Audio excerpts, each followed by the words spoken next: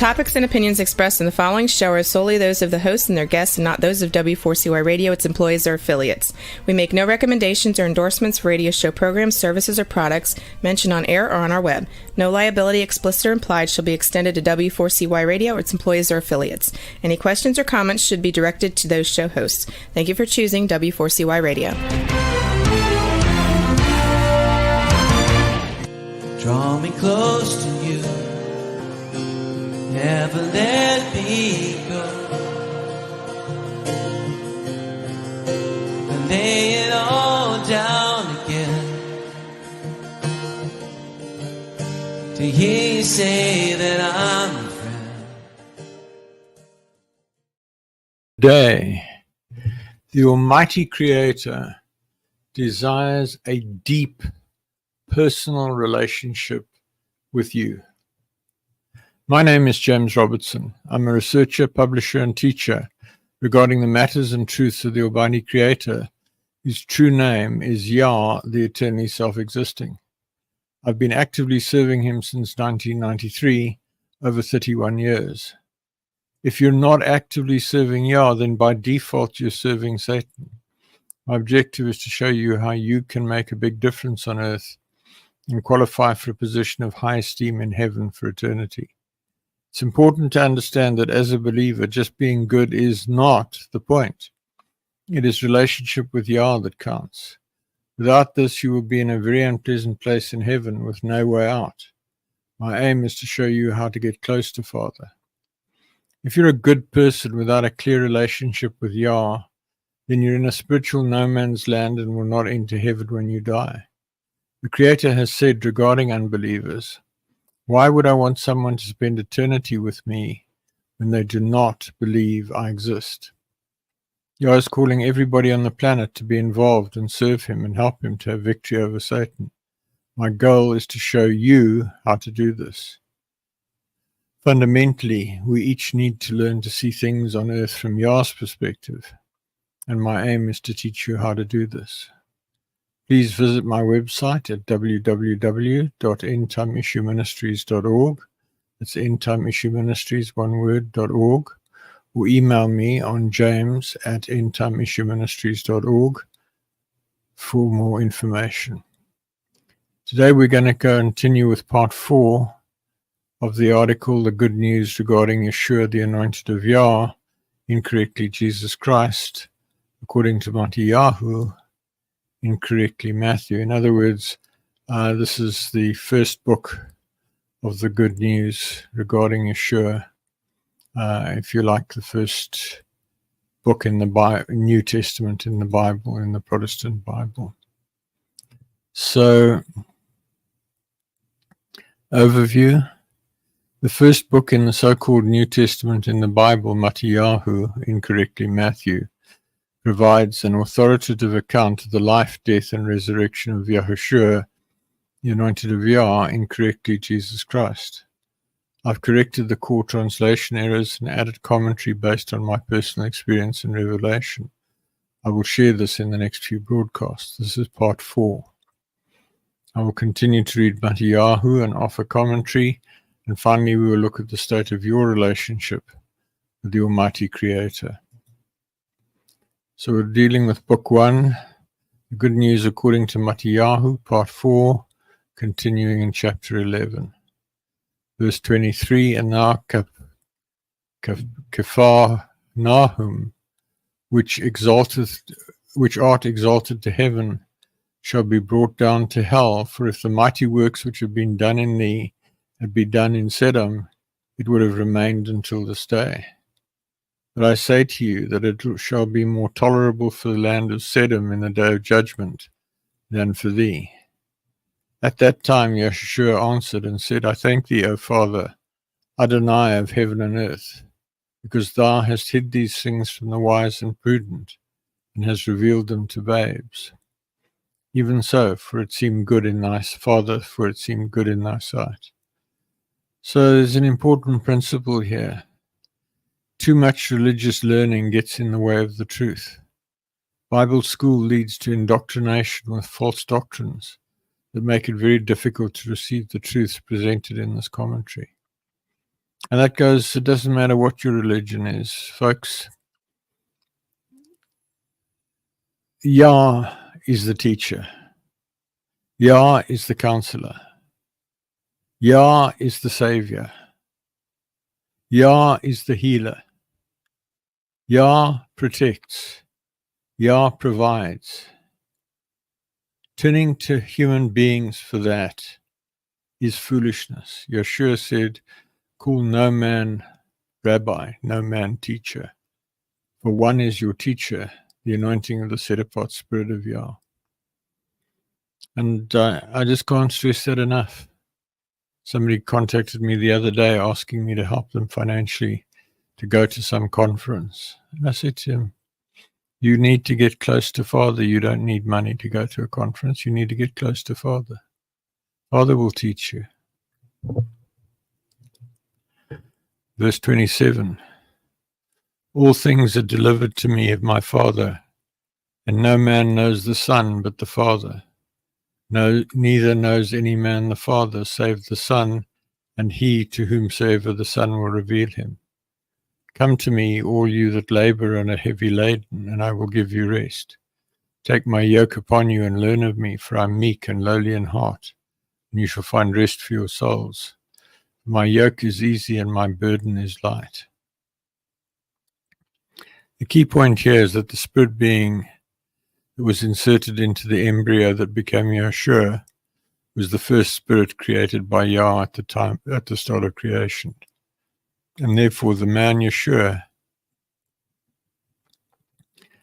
had an exceptional relationship with Father Yah and deep insight into Yah's way of doing things, as well as the state of things on earth. I'm meek and lowly in heart. I will give you rest. My yoke is easy and my burden is light. Folks, if you are striving to serve Father, if you are laboring in a physical, human sense, that's not the plan. Give yourself to Him. Invite Him to dwell in you. Invite Him to guide you. Commit yourself to Him.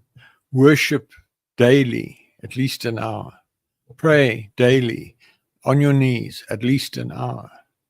Read about Him and His works and His ways and His kingdom, at least an hour. And the rest will fall into place for you. You need to learn about dealing with the demonic and satanic realm. You need to walk in the authority that Yeshua purchased for you. But it's not that difficult. Chapter 12, verse 1. At that time, Yeshua went on the Sabbath day through the corn, and his disciples were hungry and began to pluck the ears of corn and to eat. But when the Pharisees saw it, they said to him, Behold, our disciples do that which is not lawful to do upon the Sabbath day. But he said to them, Have you not read what David did when he was hungry, and they that were with him? How he entered into the house of Yah and did eat the showbread, which was not lawful for him to eat, neither for them which were with him, but only for the priests? Or have you not read in the Torah how that on the Sabbath day the priests in the temple profane the Sabbath and are blameless? Notice the fault-finding over minor issues. There was so much of great impact happening around Yeshua. Folks, to that extent, the first few seasons of the movie, The Chosen, makes this quite visible.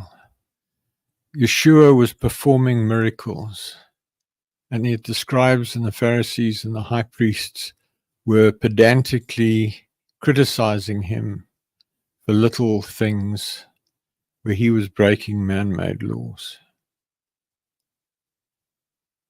There's a thing there around working on the Sabbath that Moshe condemned to death a man who was gathering sticks on the Sabbath.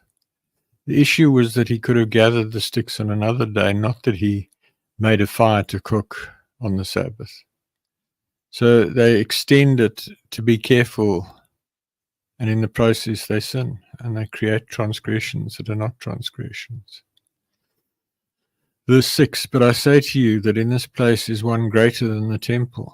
But if you had known what this meaneth, I will have mercy and not sacrifice, you would not have condemned the guiltless. For the Son of Adam is Adonai, even of the Sabbath day. But when he was departed thence, he went into their synagogue, and behold, there was a man which had his hand withered. And they asked him, saying, Is it lawful to heal on the Sabbath day, that they might accuse him? And he said to them, What man shall there be among you that shall have one sheep, and if it fall into a pit on the Sabbath day, will he not lay hold on it and lift it out? How much then is a man better than a sheep? Wherefore it is lawful to do well on the Sabbath. Then he saith to the man, Stretch forth thy hand. And he stretched it forth, and it was restored whole, like as the other. Then the Pharisees went out and held a council against him, how they might destroy him. But when Yahshua knew it, he withdrew himself from thence, and great multitudes followed him, and he healed them all, and charged them that they should not make him known. So there's a bit of a paradox here. He's healing everybody left, right, and center. And he's saying, don't know, make it known. There's a bit of optimism there, I think. But the key point there, folks, is it wasn't Yahshua that healed the man with a wizened hand. It was Yah. Yah is the one who gave the commandment, remember the Sabbath day, the seventh day, and keep it set apart. And yet here these human beings who claim to represent Yah on earth condemn Yah himself for healing this man. Because it was not Yahshua that healed him. He simply exercised his money. He was the conduit whereby the Spirit of Yah in Yahshua healed the man. And that is an example of how believing authorities turn against Yah, the one that they claim to champion. I, on several occasions, was condemned by religious authorities in churches because the message I was bringing from Yah was not to their liking. On one occasion, my wife and I were sitting at the back of a church when a visiting emissary prophet came and preached, and they had video cameras up and so forth. And he summoned us from the back of the church, called us to the front, asked for oil, anointed us, and proclaimed a dramatic blessing over us and declared that Father was well pleased with us. The Spirit of Yah came upon the video cameraman who had his camera trained on us, and he was slain in the Spirit, leaving the camera focused on us. The following week, I got a phone call and they kicked me out of the church. So this Pharisaism is still very much part of modern religion. Verse 17, that it might be fulfilled, which was spoken by MattihYahoo, the spokesman of Yah, saying, Behold my servant, whom I have chosen, my beloved, in whom my soul is well pleased. I will put my spirit upon him, and he shall show judgment to the Hagoyim. He shall not strive nor cry, neither shall any man hear his voice in the streets. A bruised reed shall he not break, and a smoking flax shall he not quench, till he send forth judgment to victory. And in his name shall the Hagoyim trust. Then was brought to him one possessed with a devil, blind and dumb, and he healed him, insomuch that the blind and dumb both spake and saw. A bruised reed shall he not break, and smoking flax shall he not quench. Folks, if you go back a few months, I read the letter of Pontius Pilate, the Roman governor of Israel, at the time of Yahshua, to the emperor in Rome. in which he describes how Yahshua was peaceable and respectful towards the Roman authorities. If you've not either heard that broadcast or read it, it's on the website. Please go and listen to it or read it.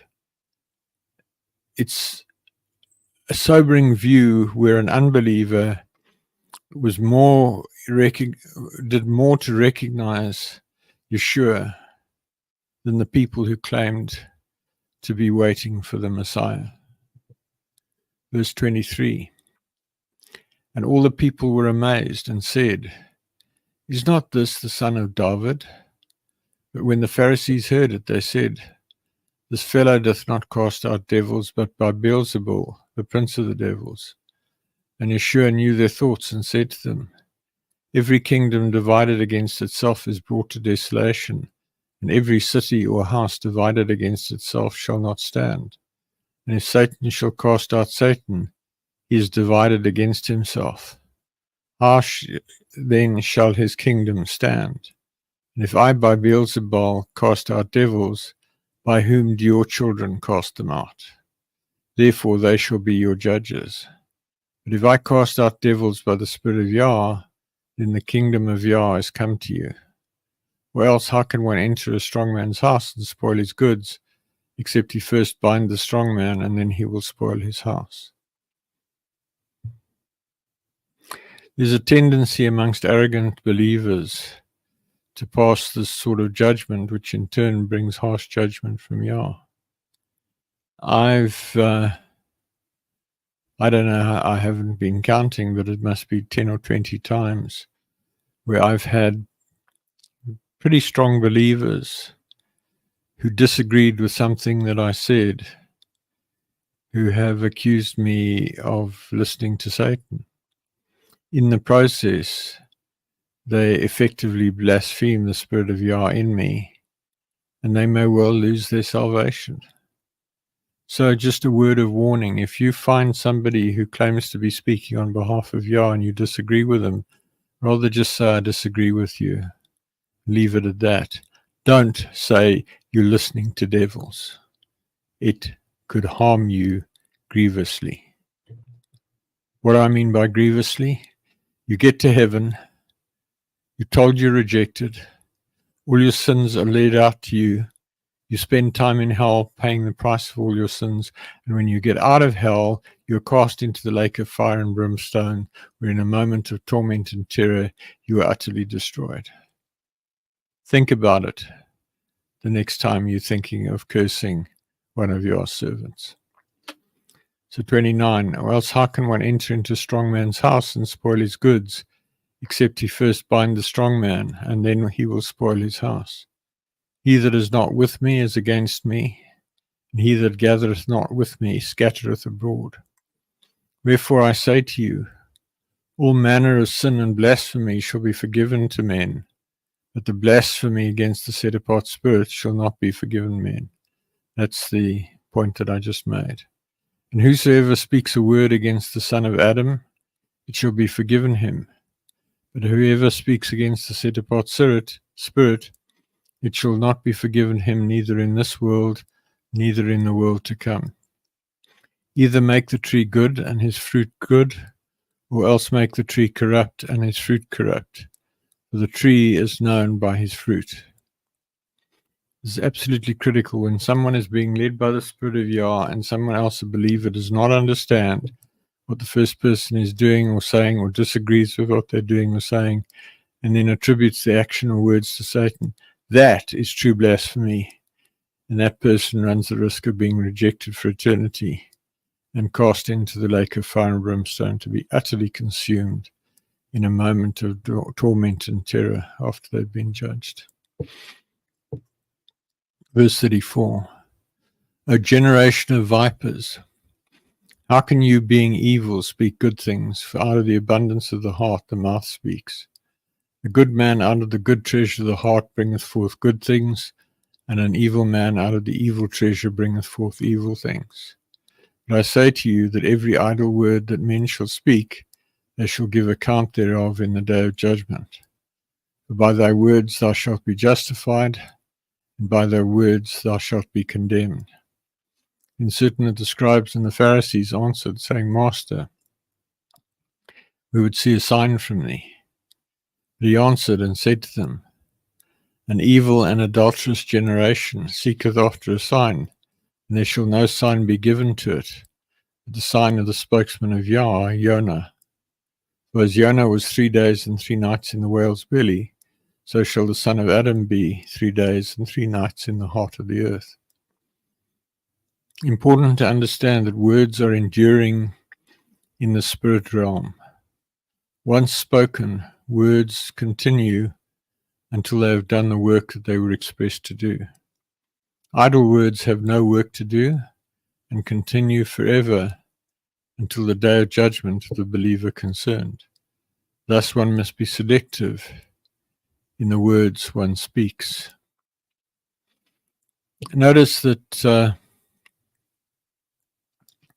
Yahshua was not pulling his punches. An evil and adulterous generation seeketh after a sign. Bear in mind that based on what we read a few minutes ago, Yahshua had healed hundreds, maybe even thousands of people. And the scribes and the Pharisees come asking for a sign. Very silly. Verse 41. The men of Nineveh shall rise in judgment with this generation and shall condemn it, because they repented at the preaching of Jonah, and behold, a greater than Jonah is here. The queen of the south shall rise up in the judgment with this generation and shall condemn it. For she came from the uttermost parts of the earth to hear the wisdom of Shlomo, and behold, a greater than Shlomo is here. When the unclean spirit is gone out of a man, he walketh through dry places, seeking rest, and findeth none. Then he saith, I will return to my house from whence I come. When he is come, he findeth it empty, swept, and garnished. Then goes he and taketh with himself 7 other spirits more wicked than himself, and they enter in and dwell there. And the last state of that man is worse than the first. Even so shall it be also to this wicked generation. It's an important principle. When somebody is freed of demons, if they commit sin and open the door for the demons to return, they will come back stronger.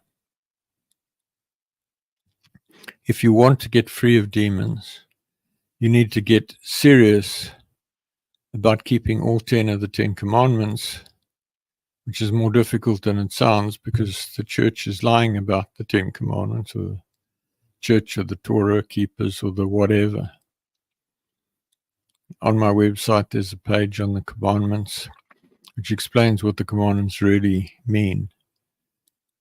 Get that on, go to that page, clean up your act,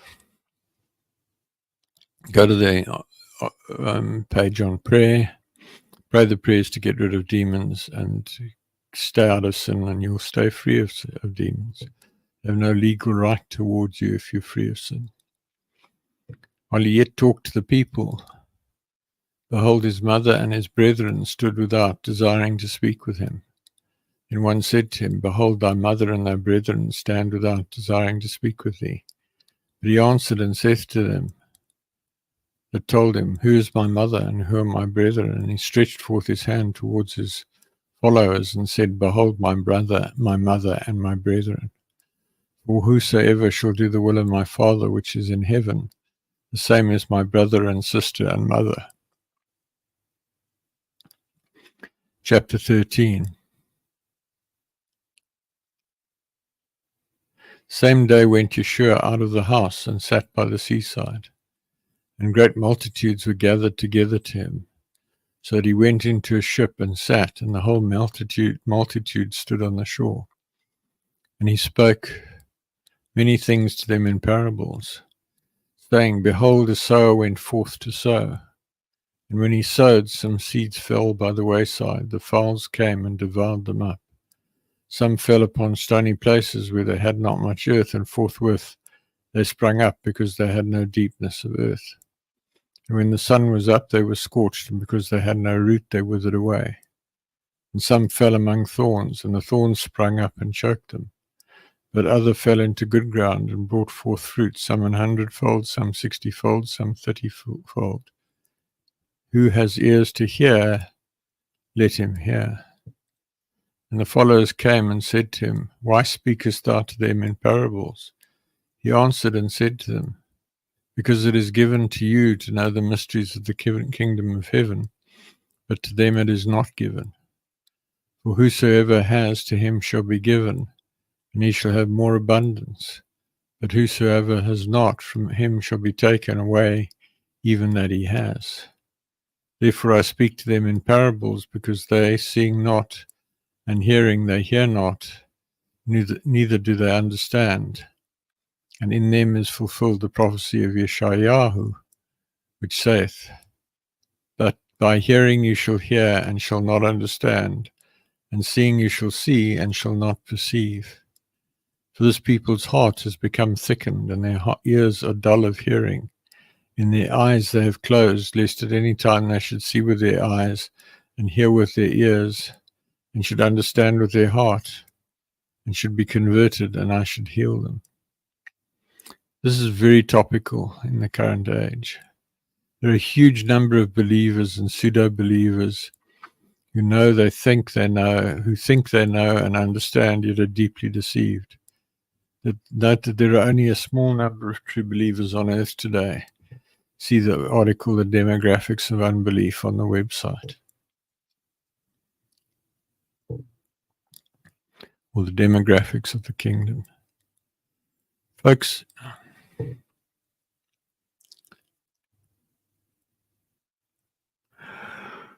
there are a huge number of people, irrespective of religion, who think they understand and do not.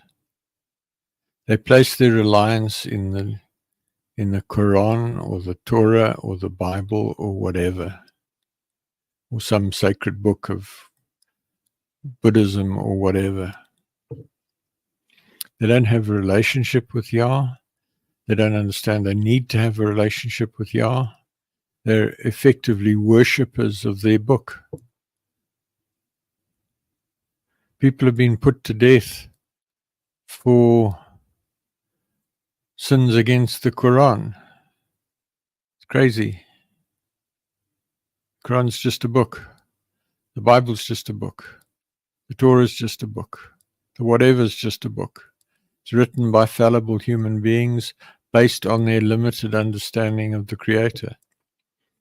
None of it's definitive. It doesn't matter how close somebody is to Yah, there's still an element of their carnality and their flesh that gets in the way.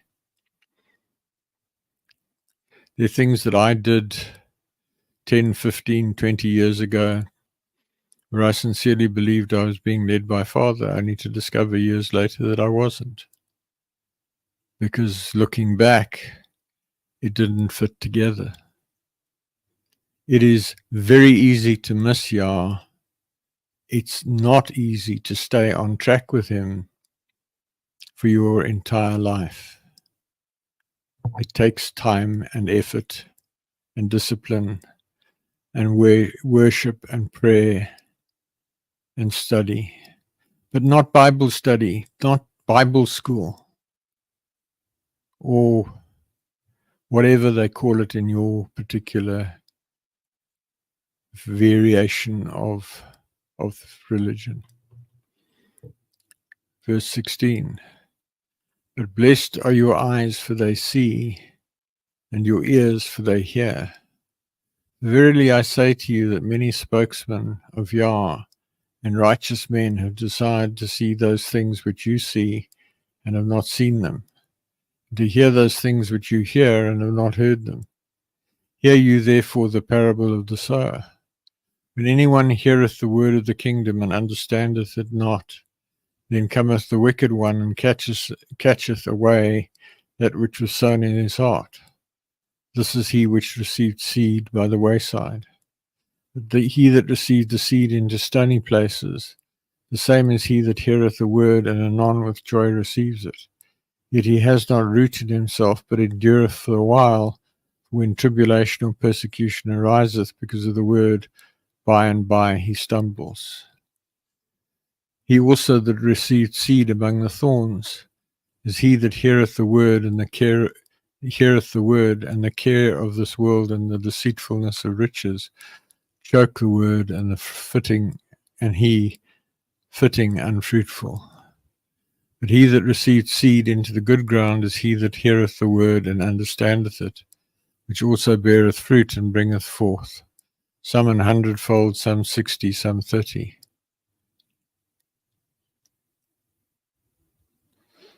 The seed among thorns I encounter as a significant challenge for many. They start out strong, but the battles of survival and making a living, etc., wear them down to a point where they give up and cease seeking to serve Father Yah. Bearing fruit for Yah is absolutely critical. It is not enough to worship and believe. One must do something actively to further Yah's objectives on earth, and this must be ongoing and sustainable. We're each called to a ministry and must do what is necessary to perform that ministry. One can also invest tithes, a tenth of one's income, in a ministry that you believe is fruitful.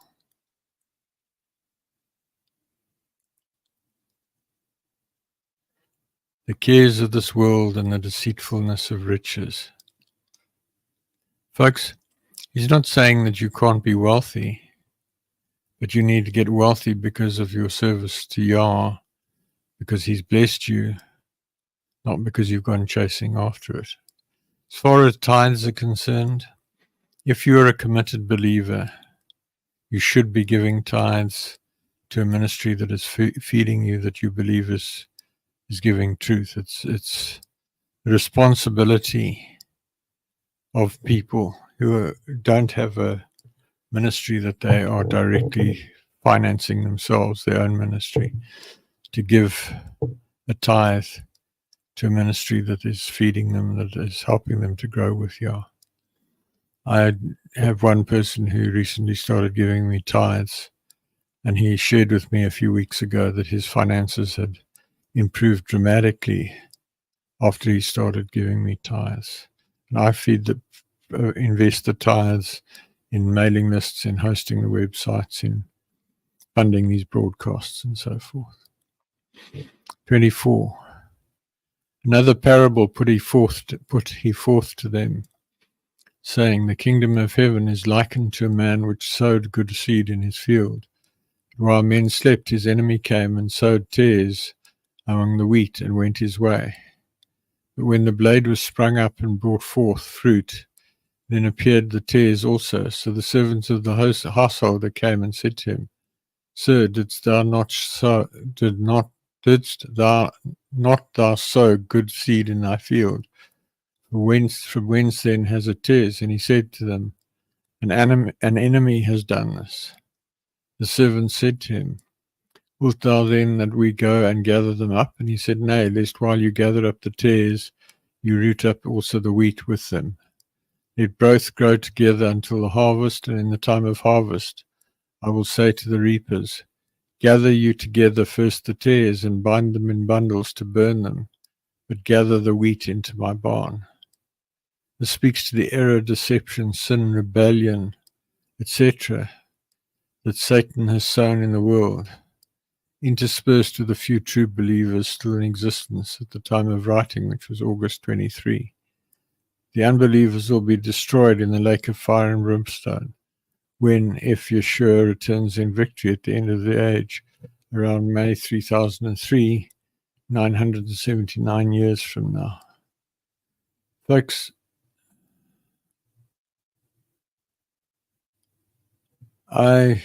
some time ago, probably about 2 years ago, was listening to a really rousing song of worship, which was sung by about 60 people in harmony over the internet during the lockdown. Might have been 3 years ago, probably 2020, actually, maybe even 4 years ago.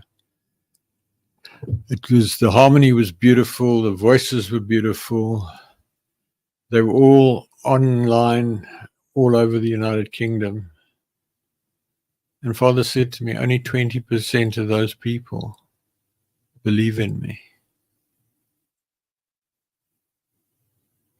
So here are people singing of Yah and praising Yah, and 80% of them don't know what they're doing.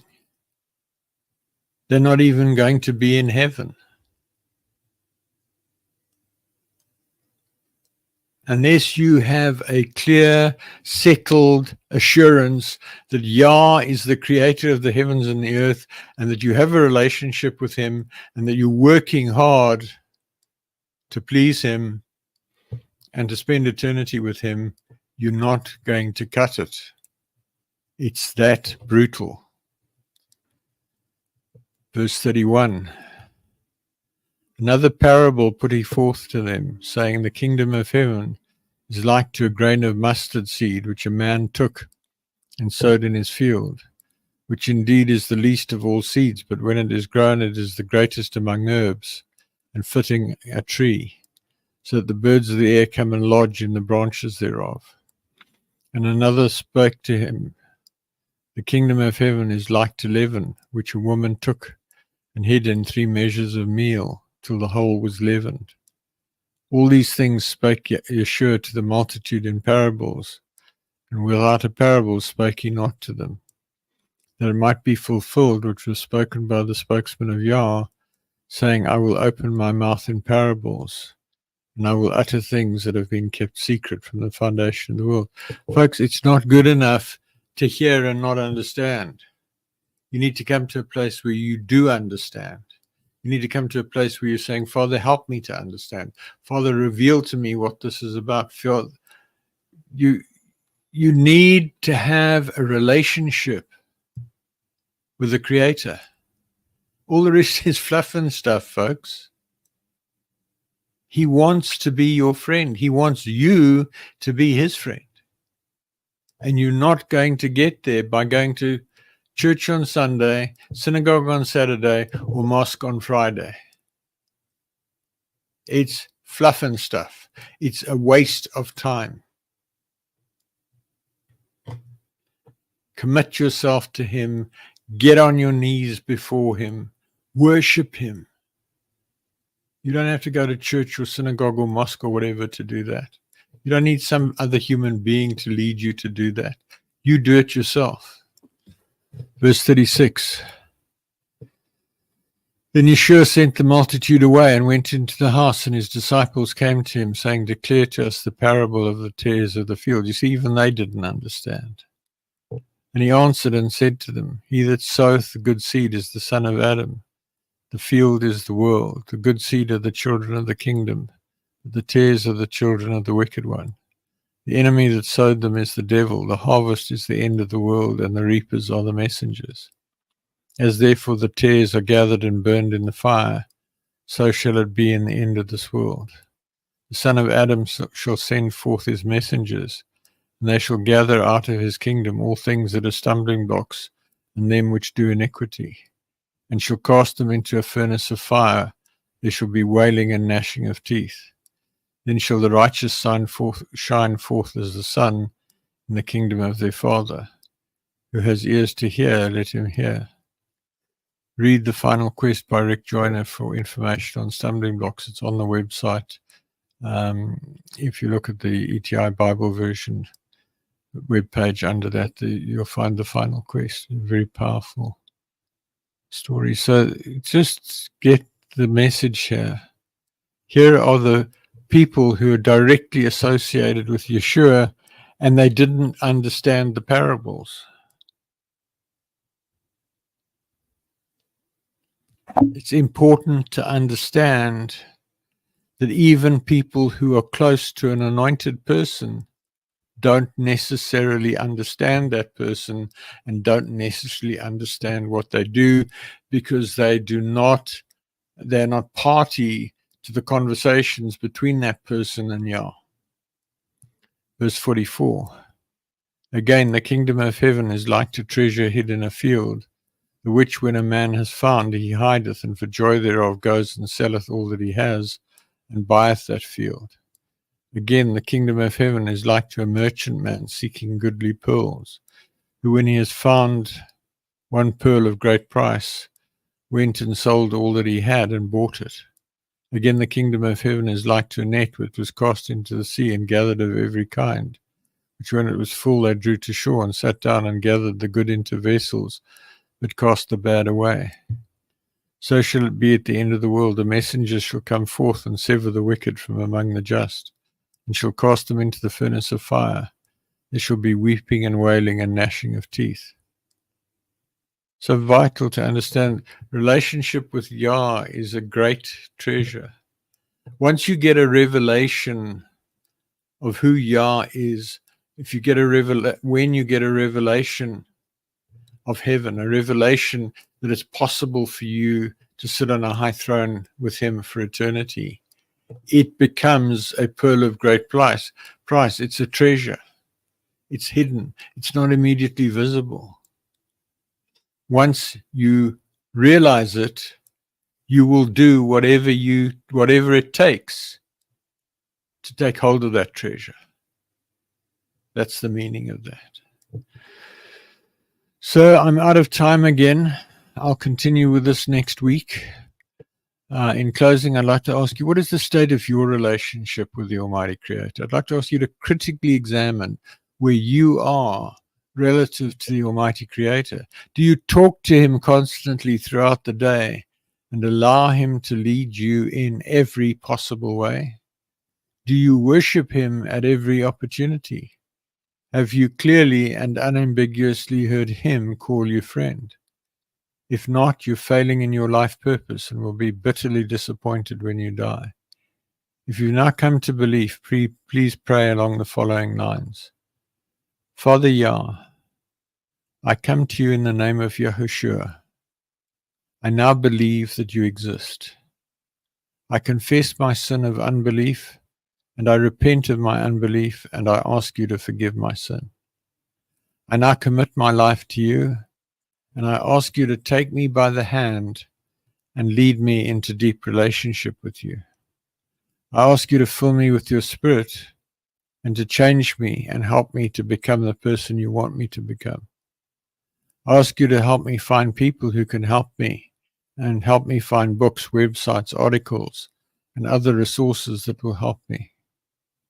I ask you to show me what I can do to actively serve you and lead others to deep personal relationship with you. I thank you for saving me. There's a period of 8 days from sincerely coming to belief for the first time, during which there is extreme grace to help you. See the article, Critical Actions on First Belief, the actions you should take immediately. Drop me an email at james@endtimeissueministries.org so I can help you, pray with you, counsel you, etc. I really encourage you, if you have not at some stage accepted Yah as your King, as your Adonai, your Lord, your Savior, do so now. Jesus is not the answer. Yah is the answer. Yeshua is the correct name of the man called Jesus, and his name means Yah is salvation. Jesus, Yeshua, is not salvation. Yah is salvation. So in closing, thank you for listening. Please send me your questions to james@endtimeissueministries.org. Please email me to join the mailing list at james@endtimeissueministries.org.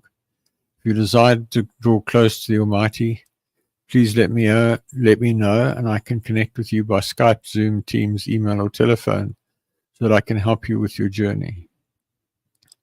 I hope to connect with you again next week, when I will continue to explore how to become a friend of the Creator. Work with me to make a way for Yahooshua to return in victory at the end of the millennium and make his enemies his footstool. If this is your first or second time on this channel, please stay with me. I've got some things I want to share with you. If you've been attending for a while, I'm going to say good night now and go safely. If you haven't yet committed to Yah, I encourage you to do so right now, or when you go to bed tonight, get on your knees next to your bed and just make a commitment to Him. It's not difficult. It'll change your life if you do what you need to do. So for those of you who's staying on, in closing, who am I? James Robertson. I have a doctorate in engineering and I'm a retired military commander. I now work as a management consultant. I have over 31 years' experience of actively seeking to draw close to the Almighty, following a dramatic encounter with Him on the 12th of March 1993, when He spoke to me audibly in a locked room, and I knew for certain that He was real.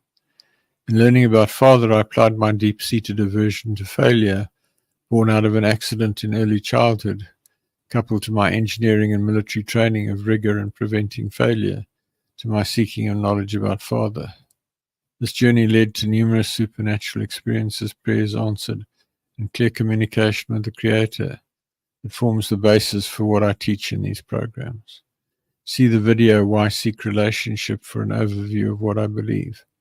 Please visit my website at www.endtimeissueministries.org. That's endtimeissueministries, one word, .org. The ETI version of the Bible with correction of key translation errors is on the ETI Bible version page. Recordings of nearly all of the teachings broadcast so far search on Google for Relationship with Creator Radio. There are about 4 podcast websites with all the back issues. Transcripts of the broadcasts are on the Transcripts of Broadcast page, and those also have recordings of most of the broadcasts. Books with teachings from 1998 till May 2019 are at the Books for Printing page. A4 and A5 books formatted for printing with in PDF format with PDF covers. I publish regular email articles. Email me at james@endtimeissueministries.org. That's endtimeissueministries, the same as above, .org, to be added to the list or to seek counsel or prayer or give me feedback. Visit the website and use the Google search, article keyword cloud, table of contents, and article search to locate the information you're looking for. Folks, that's it. I'm going to say good night. Thank you for joining me. If you haven't yet prayed to Yah, to commit your life to Him, I urge you to do it. This broadcast has been live streamed on LinkedIn. It'll be on YouTube in the next hour or two, and I will be sharing it with my WhatsApp group tomorrow. Thank you so much. Go well. Father, I come to you, lifting up my hands. By your grace I stand, just because you love me. I know your favor. Hi, I'm James Robertson. I want to ask you what you understand about the history of Yahooshua, the Anointed of Yah, incorrectly called Jesus Christ. If you're not aware of his life and teachings, then please listen to my broadcast on w4cy.com radio or talk4tv.com internet TV. Also visit my website at www.endtimeissueministries.org or email me on james@endtimeissueministries.org to find out more. Thanks so much. Cheers.